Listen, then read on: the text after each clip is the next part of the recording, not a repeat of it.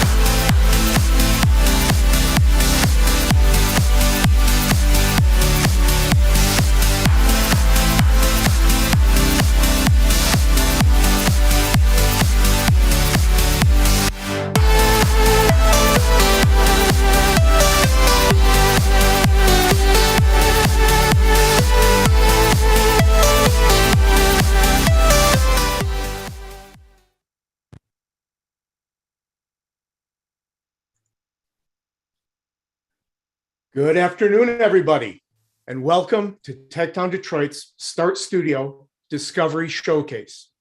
Thank you all for being here and for supporting entrepreneurship in Detroit. I'm Stefan Cisco, and I'll be your host tonight. To start a business right, you have to do a ton of customer discovery. Now, customer discovery is challenging. If you do it right, it's extremely difficult. And when you imagine the team here and me pushing you hard to do at least 15 interviews every week, you get some idea of the rigors that the founders you'll be meeting shortly have faced. These 6 entrepreneurs have made it through an intense customer discovery process in which they've been challenged to prove to us and to themselves that they have found a problem worth solving, which, after all, is the first step toward deciding if they have a viable business idea to pursue. Tonight, you'll get to see the results of their efforts. Sorry, my screen just started sharing. Tonight, you'll see the results of their efforts and possibly the birth of some exciting new startups. I've seen some exceptional learning taking place, and importantly, I've seen some massive adjustments made based on that learning. Now, a reminder, you have until about 6 o'clock or so to vote for your favorite team for the People's Choice Award. We will be cutting off voting right when the judges start to deliberate. So if we could get the screen sharing up again, please.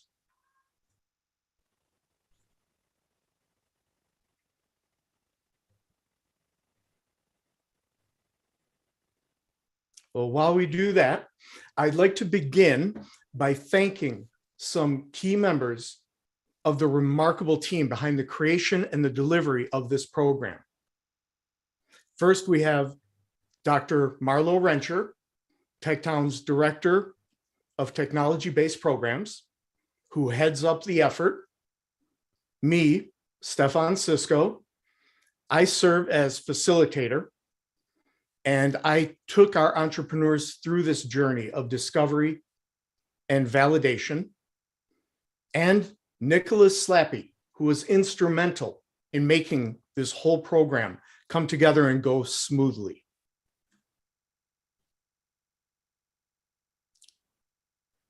Now, throughout the program, the founders were supported by some exceptionally talented and experienced entrepreneurs in residence. David Weber, who has spent over 18 years co-founding companies such as StockX and Up2, and creating critical software applications for businesses of all sizes. And Mac Hendricks, who got his bachelor and master's degrees in computer science from Oakland University. He's worked for large Silicon Valley-based companies for most of his 20-year career, including 5 years at Sun Microsystems and 10 years at Oracle. And in parallel, Mac has built companies in the restaurant and the technology sector. The founders were also supported by an impressive team of customer discovery specialists who served as research consultants, helping develop questions designed to uncover pain points and to help our founders interpret and understand their customer discovery findings. We are extremely fortunate to have access to the minds and talents of Sean McGuire and Elizabeth Watson. They really made a difference in how our founders are moving forward with their business. Now, I'd like to welcome Dr. Marlo Rencher, Techtown's Director of Technology-Based Programs, to tell you a bit about the Start Studio Discovery Program. Marlo? Thank you, Stefan. Thank you so much. Just want to pause for a second. And thank you so much for joining us today as we celebrate the spring 2022 cohort of Start Studio Discovery. The Start Studio program has been helping tech founders validate their ideas and get ready for launch for 3 years now. Our goal is to build a pipeline of tech founders that are in and of the city of Detroit. We've consistently attracted emerging entrepreneurs from a wide spectrum of experiences with a diversity of racial, gender, age, and socioeconomic backgrounds. And this cohort is no different. The primary goal of the Start Studio Discovery experience is really to help you test your ideas by conducting interviews with real people who could actually be your customers. For many founders, this is a scary proposition. We applaud our participants for being willing to dive deeper and learn more about their customers' problems. We also expose participants to the Lean Canvas, a simple and flexible framework for thinking about your business that can help you to evolve as you get more information from potential customers. Participants are supported by customer discovery specialists, anthropologists who help teach them how to gather and to make sense of the customer information, as well as entrepreneurs in residence who help with business strategy and resource identification. Participants learn a lot in Start Studios from their customers, from our team, and from each other. Now, I just want to say donations to Techtown make a big difference to small businesses by supporting programs like this. I just want to thank you to all those who donated when you RSVP'd. To join them, visit techtowndetroit.org and click the donate button.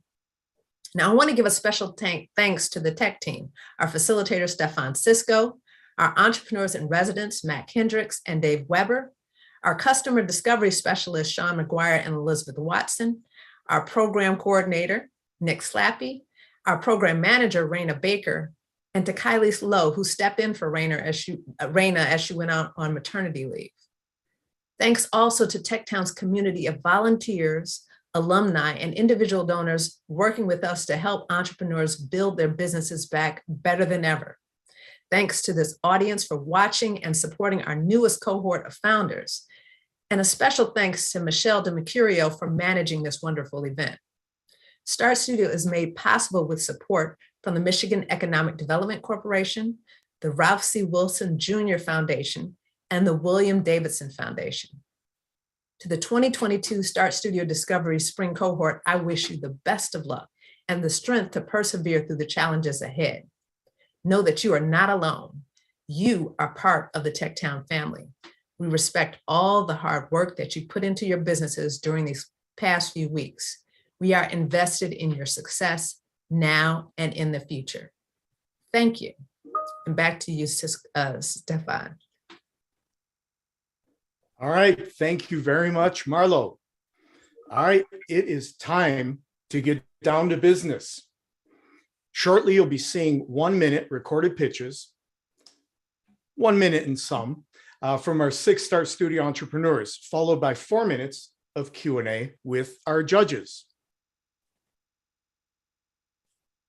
If I could get the judges screen up, please.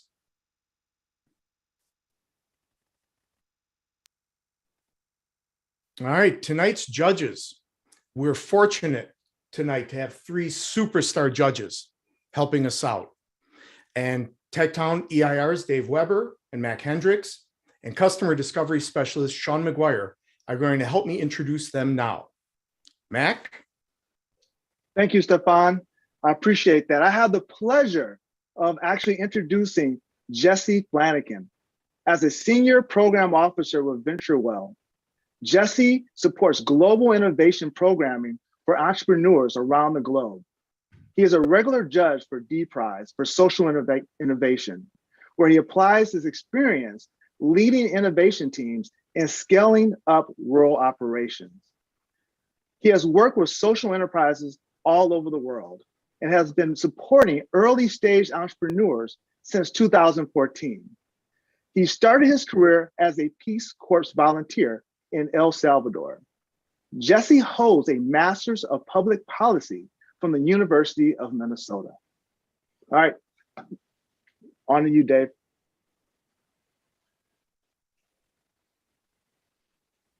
Hey everyone, I would like to introduce Asim Mohammed. He's an executive who recently had an exit from a SaaS startup based in Silicon Valley. He just relocated to the Michigan area to be closer to his family, and his heart continues to remain in technology, entrepreneurship, and mentorship. Asim is a partner at Mentors Fund, where he does angel investing for early stage companies and also advises several startups around the world. While Asim has many multifaceted skills, his main specialization is in data engineering and analysis. Prior to his exit, Asim led several senior executive roles in banking, retail, and the public sector. He is considered a thought leader in the data space with patents in data lineage and data management. He has managed several global teams focused on customer growth, professional services, and education. Asim has an MBA from Duke University and a BA in mathematics from the University of North Carolina. Thank you for joining us tonight, Asim. Hi, everyone. Please help me welcome our last judge, Dr. Markeisha Pierce. Dr. Markeisha Pierce is currently a technology business consultant for the SBDC. She previously was a product development manager for a preclinical technology accelerator for therapeutics.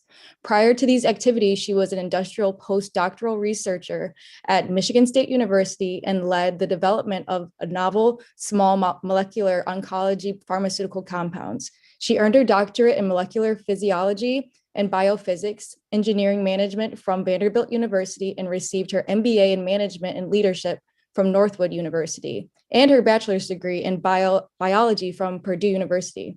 Markeisha is also the founder of Ruby Leaf Media, a scientific communication and business consulting company to help life science startups, portfolio companies, and incubators grow their businesses to earn industry recognition. Please help me welcome our last judge, Dr. Markeisha Pierce. Thank you.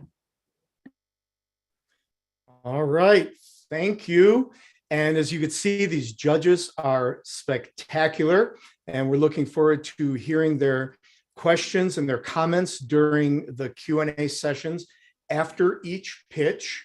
So sit back and enjoy listening to these hardworking and dedicated entrepreneurs as they tell you about their startup. First up, we have Paul Harrell with The Professor.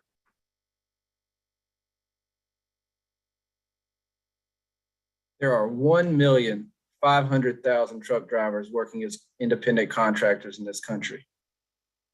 It's a labor model notorious for violating workers' rights, since it would quite literally take an act of Congress to remove this practice from the industry. We have developed The Professor, a data analytics tool. While being on the road, Igor helped develop leads for the customer interviews. Myself, Paul, conducted all the customer interviews, and Dave provided us guidance on the customer interview process. We originally thought that the truckers' pain point was freight brokers were stealing all of the profit. However, we found that truckers weren't able to track the profitability of their own business, making them easily exploited targets through the independent contractor labor model. Our solution provides performance and financial metrics to truckers so they can avoid bad actors and recognize when they're in a bad situation. We think this situation is a go. If you want to stay updated, subscribe to our mailing list at gettheprofessor.com. All right, thank you, Paul. Judges, now you have 4 minutes to ask Paul questions, give him some comments and some feedback, and you could get started now. Paul, this is awesome. Great pitch. Thank you for sending that out there. I wanted to ask, is the end user customer the actual drivers themselves, or are they the companies that actually are paying for the freight or truck movement? Yes, sir. It's 100% the truck drivers themselves. As you know, many of these products that we get for free is when you're the product, right? So that's kind of what happens in the current situation, is that large 3PLs, large carriers will optimize their fleet. And this is a solution actually for the trucker to optimize his own personal operation, excuse me. Great. And is the data and analytics used for optimizing what's on the truck, or I mean, what is it optimizing against? Yes, sir. So it's pretty much solving the classical traveling salesman problem for the trucker itself, rather than a multi-vehicle routing problem, which would optimize the network. Cool. Thank you. Hi, Paul. This is Markeisha. Great pitch. One question I had was, will the platform itself be able to use the data and also show like best practices or benchmarks? Would it be dynamic enough to kind of capture what some trends are? How are you envisioning like engaging the end user and making sure that they have the up-to-date information to kind of gauge how their performance is? Yes, absolutely. That's exactly what we're envisioning here with this. So what I see it as is a window into the financial and performance health of the operation. So when you're able to develop the metrics from the data sources, you can benchmark and you can see much clearer how you're performing and what your, for example, how your decisions affect your bottom line much more clearly than looking at a whole list of unstructured data, even if that's accounting data. Just a quick follow-up. So would you be stratifying or like categorizing it based on maybe a region or a particular sub-industry of the truckers? just trying to get relevancy. Yeah, absolutely. So we want to initially focus on independent contractors. So these would be truckers that work in the 1099 business model. And we found out to the customer interviews that their biggest pain point is actually figuring out how much they're getting paid at the end of the week, because they're paid on a gross and they have to do such a complicated calculation just to find out what their net is. I encourage you to go on Google or on YouTube and YouTube just how truckers calculate their net. And it is a very, very tough calculation. And we found that people pay a monthly subscription to have that calculated for them.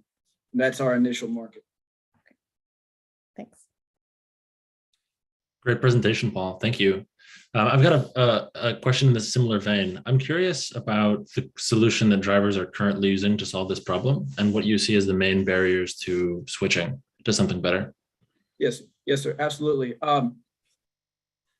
The current solution to the problem is a really humanity problem. Sometimes when something's too hard, we just don't do it. So that is how independent contractors get taken advantage of, is that people that hire them know that they won't do all the calculations that's needed to run a profitable business, and they will use that as the profit margin for themselves, if that makes sense. So I would say that the barrier to entry is that it's not such a acute problem, because it only affects you when you're going out of business. And once you're going out of business, it's not a problem anymore, right? Thank you. All right. Thank you, judges, and thank you, Paul. Next up, let's hear from Susan with the Kindness Rally, Kindness at Work.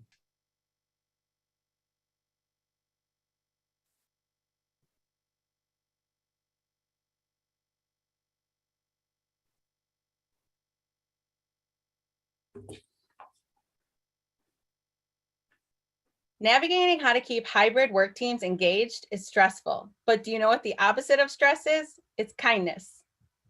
Hi, I'm Susan Dials, and I'm here to talk about kindness at work. With the help of my team, I've conducted 72 interviews over the last 6 weeks. When I originally came to Start Studio, my hypothesis was that college students were looking to express kindness in the augmented reality space. But over the course of my research, what I found was companies are actually looking to increase their community outreach, but they're in need of flexible options in order to engage their hybrid workers. My solution is to provide a platform for employees to engage in kind acts within the community, no matter where they are or how they work. This will lead to reduced stress, increased retention, and overall stronger, more engaged teams.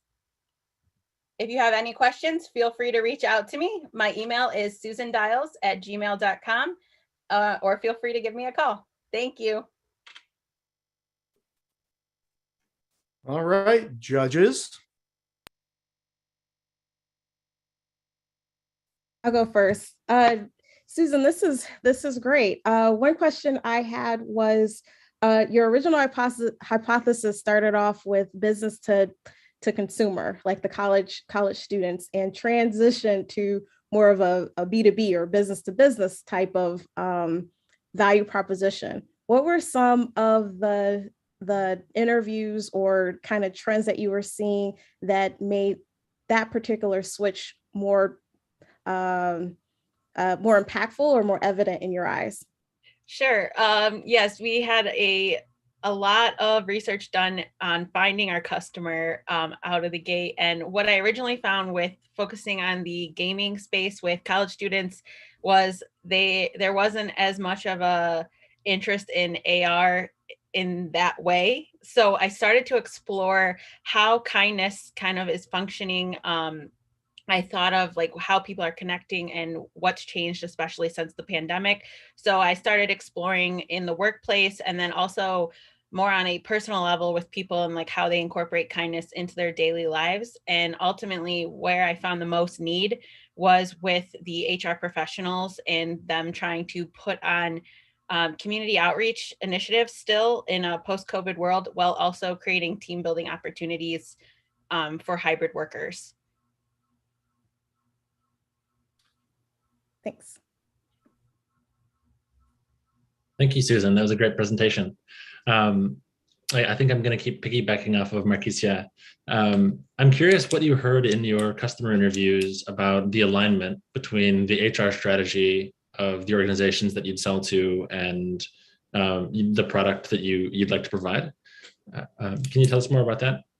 Sure. So currently, HR professionals in this space, they are managed on one side, they're managing how to bring their hybrid teams together. They have people at home, people in different states now, and it might be a different model than they had before. So they're dealing with that transition and trying to bring people back together in their like typical team building ways, but that's not quite working because things have changed. And on the other side of that, something interesting I really found was they really want to still help the community. A lot of them have had initiatives they used to work with paused because of COVID or things were canceled, and they're looking for opportunities to give back to the community. They already have like funds allocated for these initiatives, but what they're having trouble with is finding something that is flexible enough that all of their team members can get involved and everyone can participate. So you have that team building aspect as well as that community outreach. So they just need some more support and some more resources. Does that answer your question? It does. It sounds like corporate giving and kind of adapting to virtual worlds. Is that good? Yeah. Okay. Yeah. Susan, thanks for the presentation. I wanted to ask, I'm curious to know, what are the key metrics that an HR team would like to influence or change by using kindness at work? Can you tell me that? I do think I would like to do a little bit more research to have a better answer for you. Mhm. But I think overall employee engagement and their retention numbers are something of concern. Also, there was note of participation in community outreach being a driving factor for new hires, and it actually helps influence their decisions. So companies are looking to improve and make note of the outreach that they're doing in order to improve retaining their employees and attracting new talent. Cool. But Thank I you. can get back to you with some more details on that. Good answer. It's a good answer. Just to follow up, do you see any potential waterfall effect on an organization's customer base as well by doing programs like this? What do you mean by waterfall? Like what I mean by like an influence, like do you see this kind of influencing their customer base in a positive way as well? Oh yes, I see definitely, trickle down of this impacting a positive way more than just the individual employees. On my slides, which you saw, it has an individual impact. It has an impact on the team and the culture of the organization. And then in turn, we're looking to create larger impact in the communities and areas of need. So it will help attract customers back to the business and just overall help the entire community. Thank you. All right, we are rolling now. Thanks, everybody. So everybody sit back, grab yourself a beer, preferably a craft beer, and let's listen to Tim tell us about Brewery Hunter.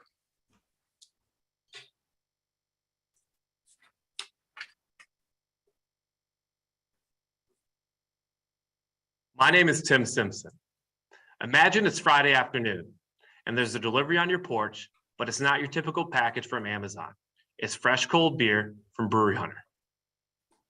Prior to TechTown Start Studio, I built a gamified directory app with over 400 Michigan breweries. I thought it was a great business opportunity and a really cool idea.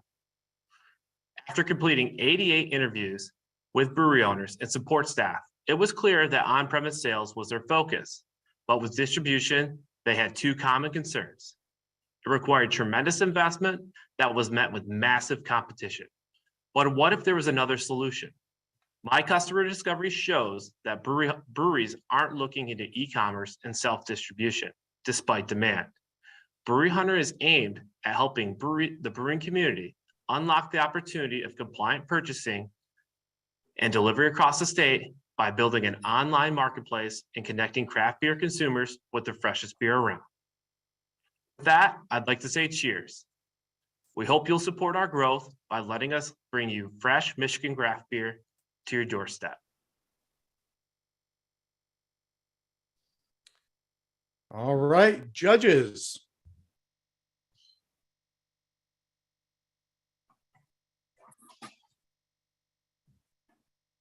Okay, Tim, I'll I'll go go first. first. Yeah, Okay, go ahead. good. You go first. You go first. Yeah. All right, awesome. So great. This was a great presentation, and I appreciate that before you had this idea, was immersed in the industry itself.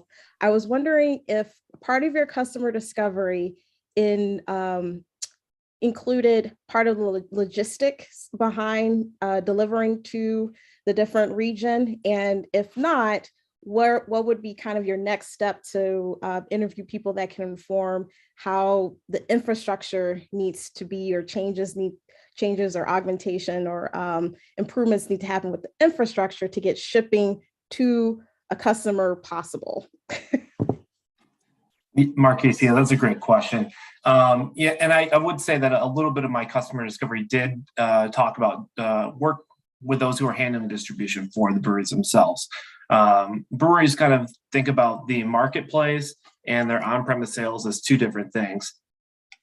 With the marketplace, when they're distributing, they essentially have to use a 3-tier system here in Michigan, and it's pretty much a standard across the U.S. It goes from the producer to a wholesaler to a retailer.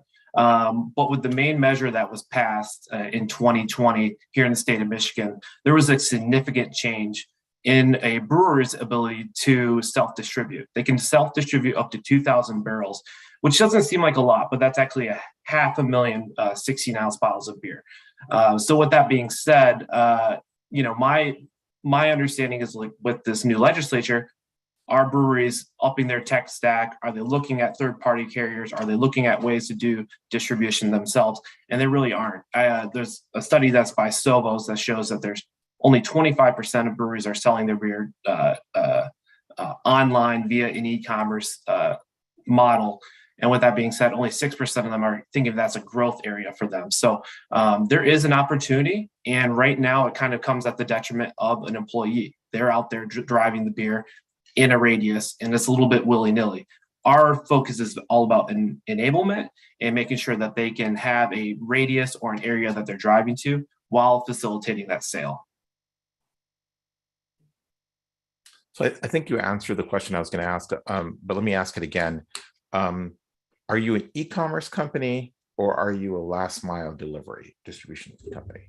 Yeah. So with law, we have to kind of understand where we sit in that, and it is a e-commerce sales enablement, and then we are going to have some type of handoff to a third-party carrier, whether that's the brewers themselves or a third party such as one of your driving services that are available nationwide. And when you talk to your customer base, what is the relative upcharge for getting cold beer delivered to my house? And are they willing to pay for it?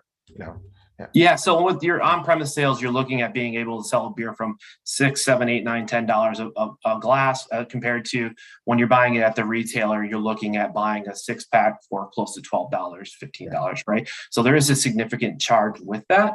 But I would just say that brewers or people who are very into craft beer, this is a hobby for them. They are willing to travel. They are willing to put in the extra dollar to make sure that they can get a local beer to their doorstep. There's a lot of data that supports that.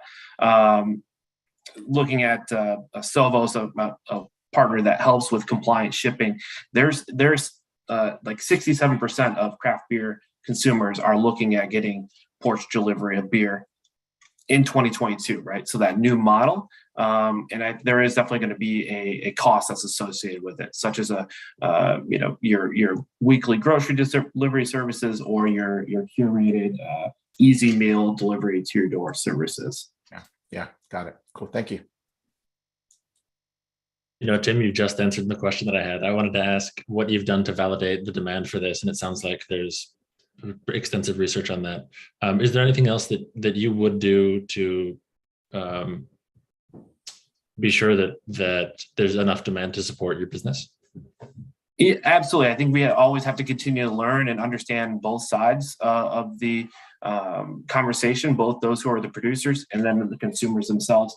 I definitely have talked with many brewery goers in my customer discovery. And, while there are many who just like to consume craft beer on premise and maybe go to the breweries themselves, there are those who want it to their home. So there is more discovery, and basically keying in on that customer acquisition strategy for us is definitely a big, next step as we go into our MVP. Thank you. All right. Thank you very much. Now, next up, we have David with In That Order. In That Order app. We've done 85 interviews. Check us out, inthatorder.app. I'm David Robertson, the founder, social work technologist, fellow at the SAFE Lab, and MSSW candidate of the class of 2022 at Columbia University. Our original hypothesis was about two. One, focusing on the community leaders of the community-based organizations and how they serve our youth in more effective and efficient ways. First, to collect program data and program participant data was key. The second was to use the data to guide the supports and services for the programs. The second was for the program participants, the youth and young adults, and ways to support them to access community resources to help support their wellness and their personal development goals, including mental wellness goals. What we discovered that community-based organizations struggled to meet their goals and they lacked effective data. Community-based organizations experience frustration articulating the impact of services. Case managers experience frustration attempting to meet all the program participants' needs. And the program participants, they experience stressors like no other. COVID-19's done it to us all, but attempting to identify and access resources that are available to them. Our solution, In That Order, they can check in, focus on that issue to create order in their lives. It's a check-in and resource sharing tool that enables community-based organizations to identify program participant needs, share resources, and access metrics that clarify the program impact. Check us out, In That Order app, on all social media feeds, Twitter, Instagram, and LinkedIn. All right, judges.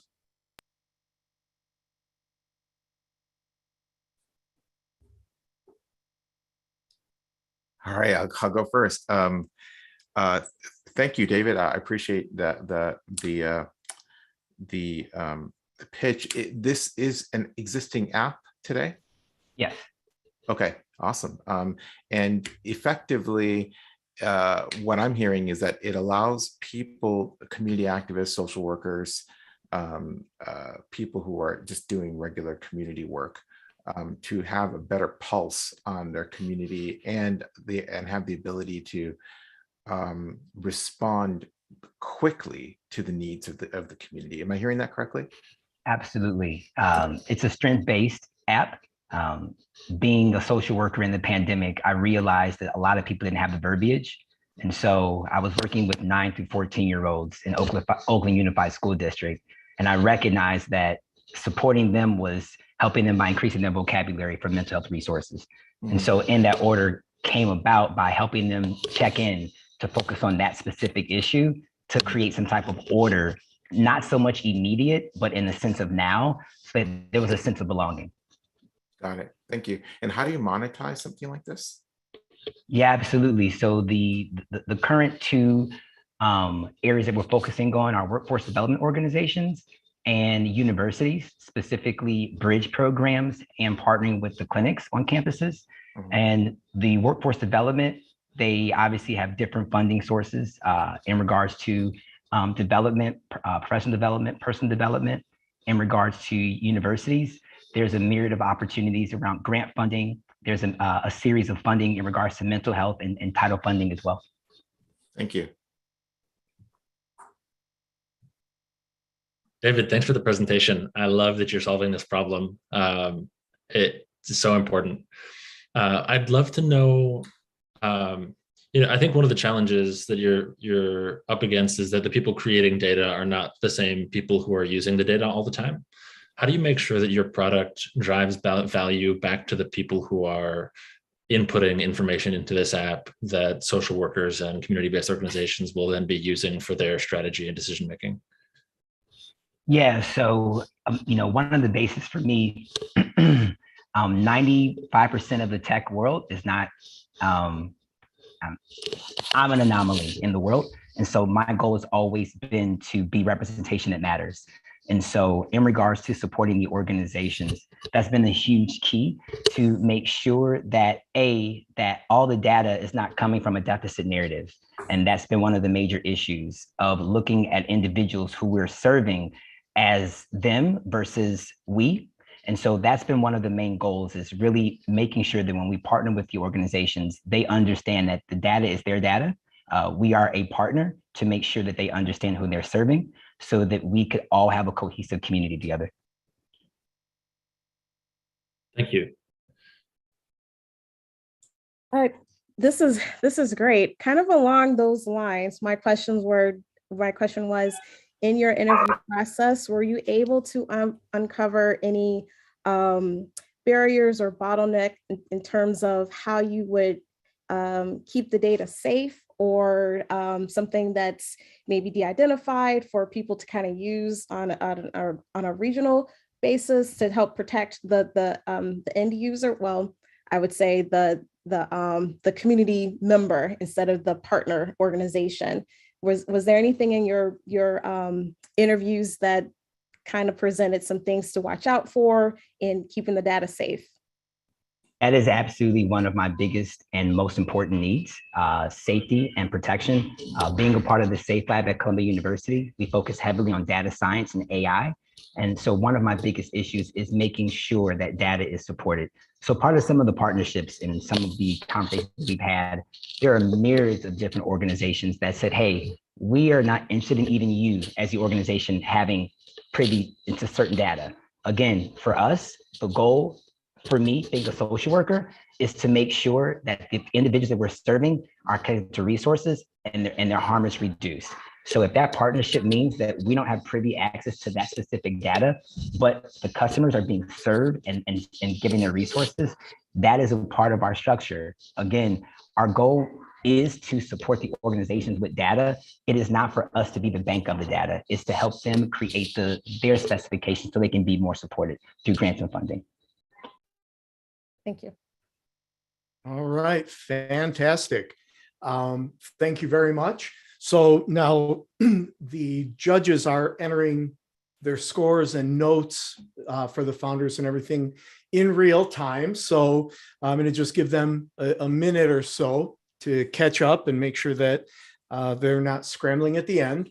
And I wanted to just tell you that this is the 7th cohort of this program, and in every cohort, obviously, as with all founders, founders come in with very specific ideas. They have a solution, they have a product, they have something that they're really passionate about, that they really love.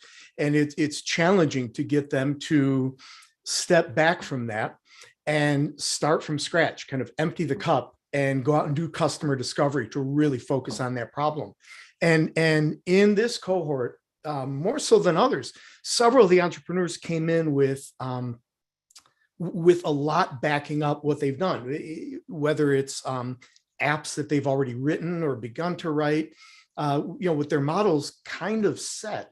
And we asked them to kind of set that aside, understanding there was a lot of work done, in the development of whatever, portions of their business. And I have to say, one of the characteristics of great entrepreneurs is the ability to overcome their ego and their passion of, this is my baby, I've been building, and really listen to the customer, discover problems, and make changes.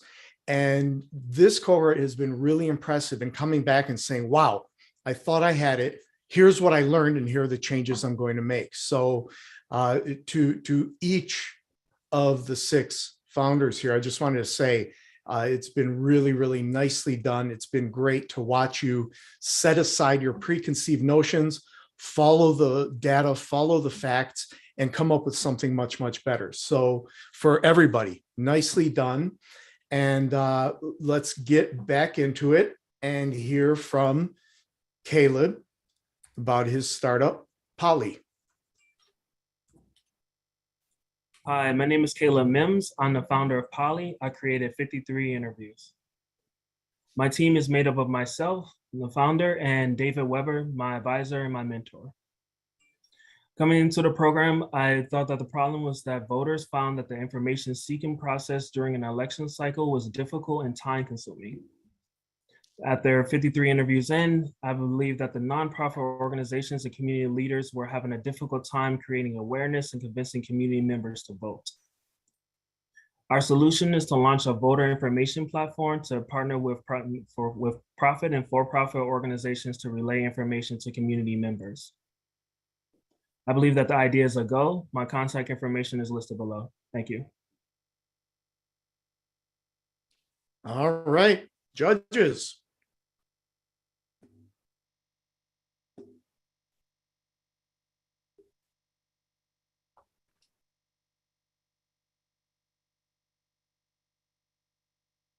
Okay, I'll go first. Yeah.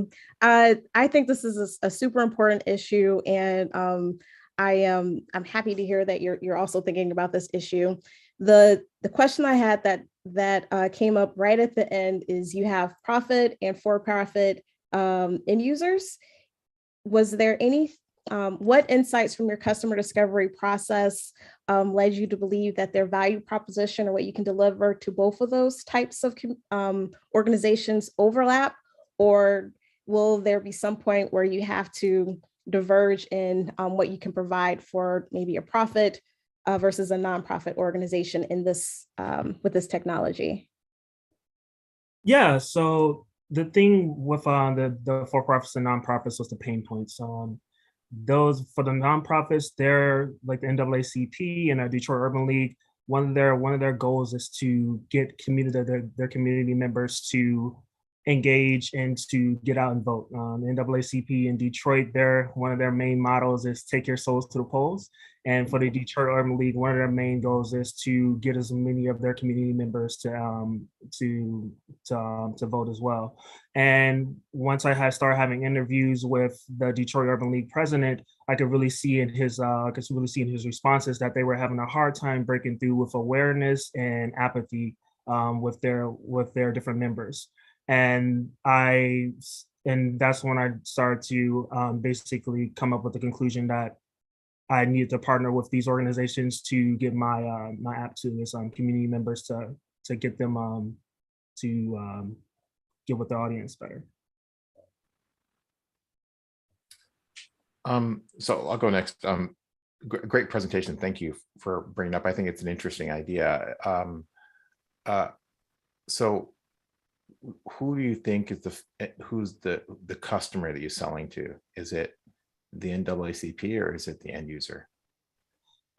First is with my thought is the end user. That's what I want at the end of the day. But in order to get this product into the hands of the end users, it has to be through the organizations that have the opportunity to spread and talk directly to these end users.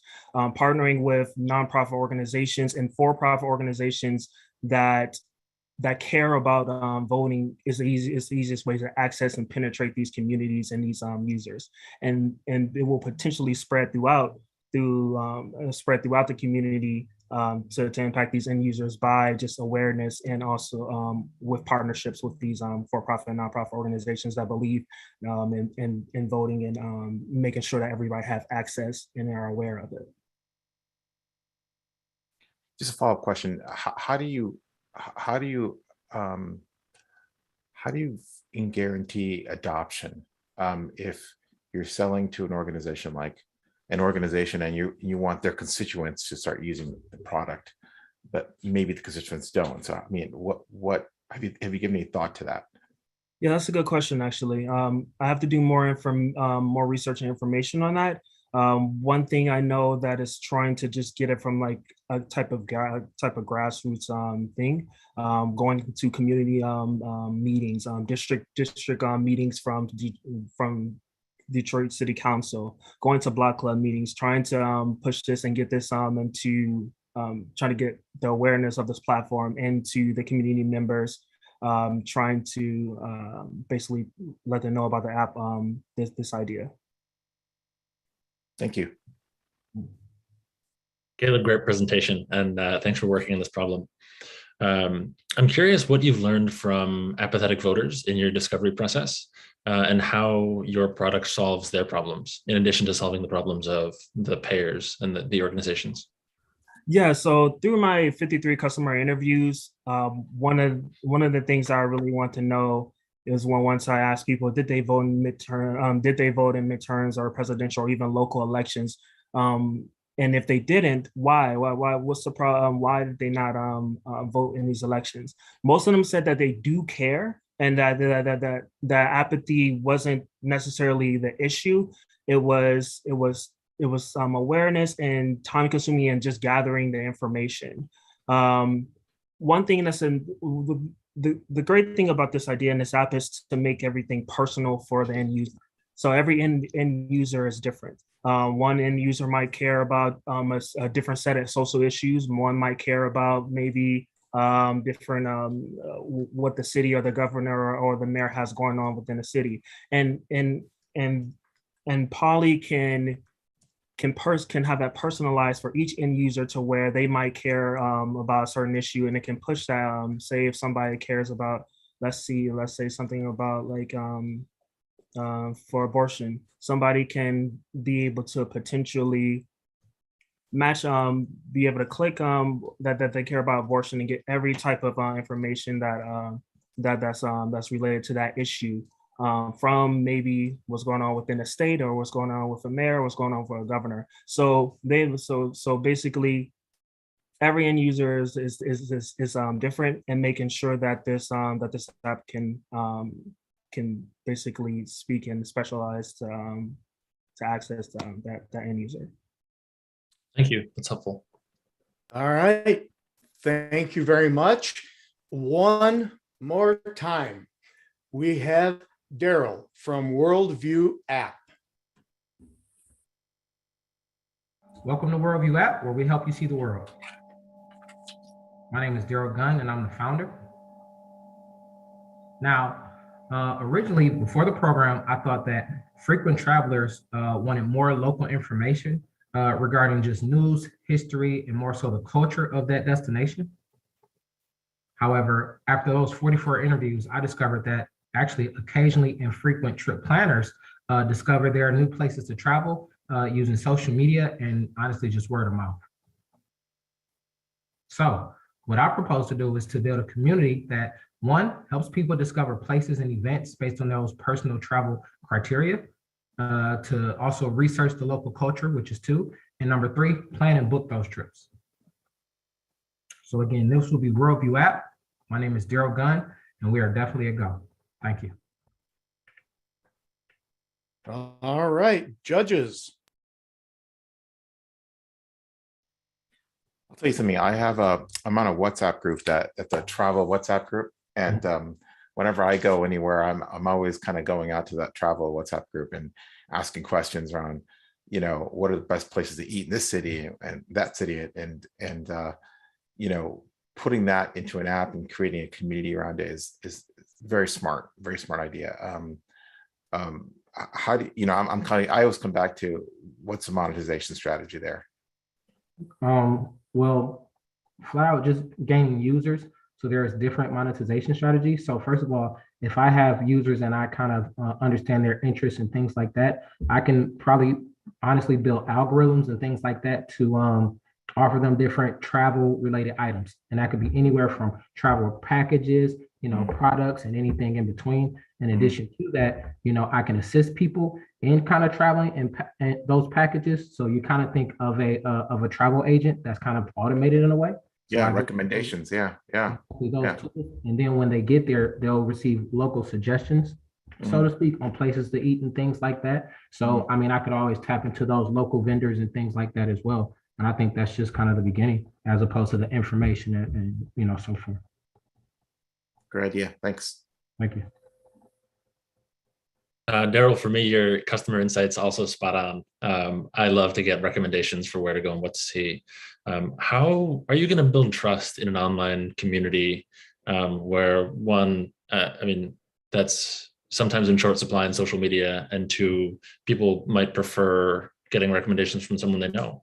Well, you built the local community to kind of be basically just the Facebook group in a way. You know, how does that garner trust? Just people kind of using it and kind of interacting with it, and also making sure the algorithm and the information is solid. It's real. I'm not just selling them a bunch of things. What I learned is that people honestly learn and come around to brands after, you know, coming to trust that brand, and that's through a lot of indirect marketing and things like that. So I'm basically giving people what they want as opposed to trying to sell them things. And if I can kind of show them and give them what they want, that's very specified for them, I think they'll trust it if it's reliable. In addition, if it's real people on the other side doing the same thing, I feel like they'll trust it if it's reliable because they're interested in it. It's all people with a similar interest. Yeah, that answers the question. Thank you. Sure, Thanks. This is a super fun idea. I had a question around the components. So discovery, planning, booking, that's a lot of things that have to happen on the platform. With your customer discovery, have you been able to uncover maybe how to prioritize potential partnerships, like maybe with the vendors or the booking agencies, or are you prioritizing a particular region? Did your customer insight kind of give you some, what would be the next step in kind of getting information to start building? So the next step would, honestly, we would just kind of start building and taking in a lot of information. I would use different responders and things like that, or not responders, excuse me, aggregators.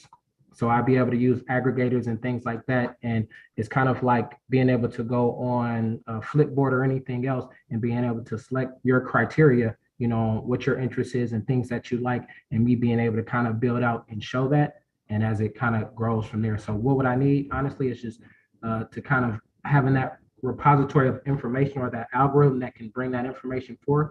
And then I'll be able to have users just kind of let me know what they want. And it kind of, you know, spits it out to them going from there. Does that make sense? So first targeting the end user, seeing what type of insights and data you would have first, and then building out based on maybe their interests, what other partnerships would be needed. So you're going to start with the customer. Yeah, so through my customer discovery, what I found is that people want more of the same things. You know, it might be from different places or whatever. So there's no particular region because it's kind of everywhere. And I don't want to limit that, aside from places where it's kind of hard to get that information, such as China and things like that, where you might have those issues with the government and things like that. Initially more freer economies or whatever, and able to kind of share that information. So initially, I think I'll need to just to build it out is to gain that customer information and to kind of build out to have that tool that is able to grab that information. Once I have a tool, I can get customers kind of putting in their information. I think over time, it should refine itself, or I should be able to refine that algorithm to better get that information in addition to the community and things like that. So I think the content will always will continue to come and get better. But initially, having those customers and their interest is what I need, and having that tool that can kind of pull their interest together, if that makes sense. Gotcha. All right. Terrific. Thank you very much. Great job, everyone. Judges, fantastic questions. You have a tough job ahead of you. Good luck making your decisions. While the judges deliberate for just a few minutes, I want to tell you about the great prizes we have for tonight's winners. So first place tonight will receive $1,500. Second place will receive $750.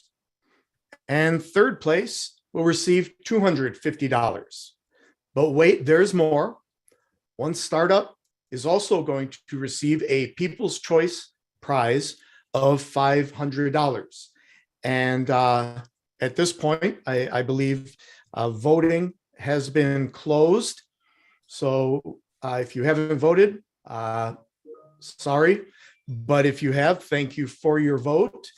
So now we're going to just take a couple minutes so the judges can tabulate their scores. We could get everything in the right order. And I will be right back to announce tonight's winners. Hang in there.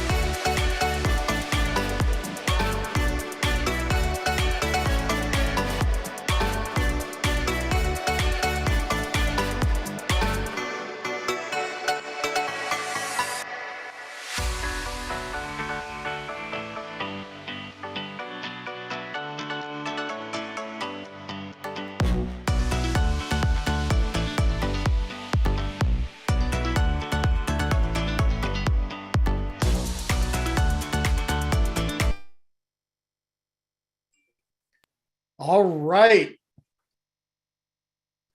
Told you it wouldn't be long. Thank you very much for waiting. Let's announce some award winners. As I said, you all did fantastic, but the winners have been chosen, and let's get right to that. Let's start with third place. In third place is Susan Dials. Even though most people are muted, you can feel free to Thank clap. you. All right. All right. Excellent. Congratulations, Susan. Let's go to second place. And second place is Paul Harrell. Thank you. Congratulations, Paul. Now, in first place, for $1,500. Tim Simpson, brewery hunter.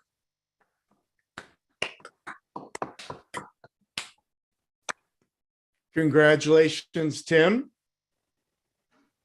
Where are you? Wave to your Thank adoring you. fans. Thank you, Stefan. Thanks, All right, everyone. there he is. Excellent, excellent. Congratulations, all of you. And now let's go with People's Choice. Let's find out who that winner is. So finally, the People's Choice Award is Paul Harrell. Thank the you. Professor. Good job. Congratulations again, Paul. Thank you. All right. Well, thank you and congratulations to all 6 of tonight's founders on digging deep and making the most out of the program, and for your terrific presentations and for your Q&A, which was very well done this afternoon. Now, if you'd like to have a conversation with any of our showcase founders, here we go. Please visit our event page at techtowndetroit.org, and you will see tiles for each of tonight's founders. Click on each founder's tile that you want to have a meeting with, and their email address will be there, and you'll be able to schedule a meeting with them.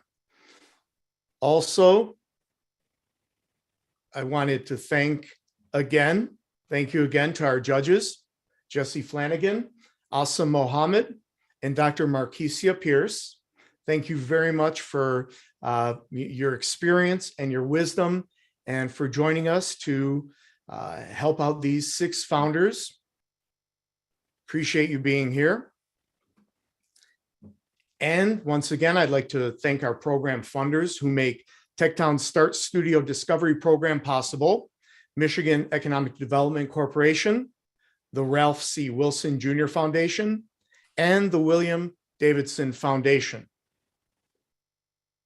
And also, thanks to all of you. We're so glad you joined us tonight to support Techtown programs and in support of all the wonderful entrepreneurs that we help on their journey to launch. Let's all go out and keep doing good things for entrepreneurship in Detroit. Be well, stay safe, and good night. Bye, guys.